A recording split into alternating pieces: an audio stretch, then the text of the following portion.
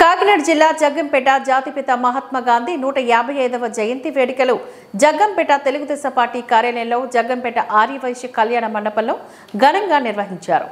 ముందుగా పార్టీ కార్యాలయంలో గాంధీ మహాత్ముడి విగ్రహానికి పూలమాల వేసి అంజలి ఘటించి అనంతరం ఆర్యవైశ్య సేవా సంఘం ఆధ్వర్యంలో నిర్వహించిన జయంతి వేడుకల్లో పాల్గొని గాంధీజీ పొట్టి శ్రీరాములు విగ్రహాలకు పూలమాల వేసి నివాళులర్పించారు. అనంతరం ఆర్యవైశ్య సేవా సంఘం అధ్యక్షుడు కొత్త కొండబాబు అధ్యక్షతన జరిగిన ఈ కార్యక్రమంలో ఎమ్మెల్యే జ్యోతుల నెహ్రూ మాట్లాడుతూ ప్రతి ఒక్కరూ గాంధీజీ సిద్ధాంతాలను సంవత్సరానికి ఒక్కరోజైనా పాటించాలని, ఆయన సత్యం అహింస ఆయుధాలుగా చేసిన పోరాటంతో స్వతంత్రం సిద్ధించిందని ఎమ్మెల్యే అన్నారు.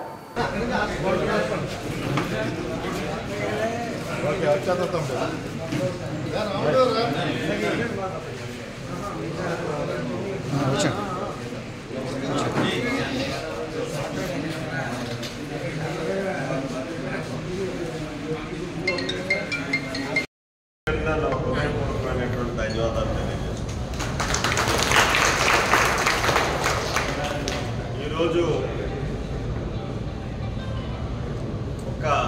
భారతదేశానికే కాకుండా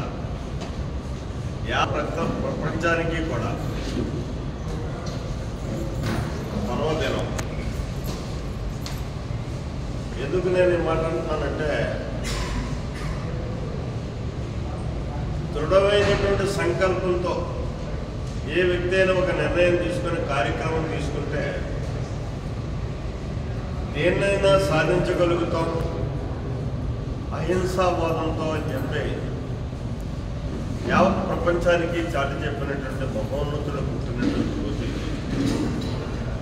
అదే మన మహాత్మా గాంధీ. మనం ఈరోజు ఈ స్వేచ్ఛాయుత వాతావరణంలో జీవించగలుగుతున్నామంటే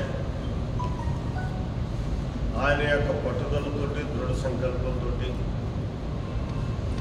తీసుకున్నటువంటి ఉద్యమ పందాలో మనం ఈనాడు విజయం సాధించాం. ఈ స్వేచ్ఛలో దాన్ని సాధించుకోగలిగాం.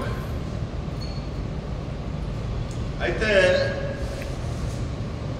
దాన్ని నిలబెట్టుకోవాల్సినటువంటి బాధ్యత ప్రతి పౌరుడి మీద కూడా ఉంది. భారతదేశం కనీసం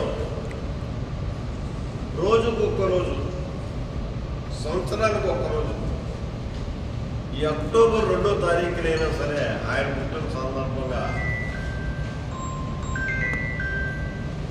మన భారతదేశంలో ఉన్నటువంటి ప్రతి ఒక్కరు మనస్ఫూర్తిగా ఆయన నమ్మినటువంటి సిద్ధాంతాన్ని అవలంబించి ఆ ఒక్కరోజు మన నడవడికను నడపగలిగింది. ఈ దేశం సుసంపన్నం అవడానికి, శాంతియుతమైనటువంటి దేశంగా ఉండడానికి అదొక మహాయజ్ఞంలో తయారవుతుంది. ఎందుకంటే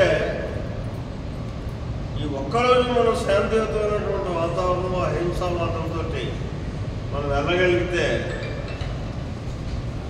అది రోజుకి ఎన్ని నిమిషాలు, ఎన్ని సెకండ్లు ఒకసారి ఆలోచించుకుంటే ఎన్ని సెకండ్ల యొక్క ప్రభావం యావత్ భారతదేశం మీద కూడా మన అందరి యొక్క ఏదైతే 100 కోట్ల పైబడి ఉన్నటువంటి జనాభా యొక్క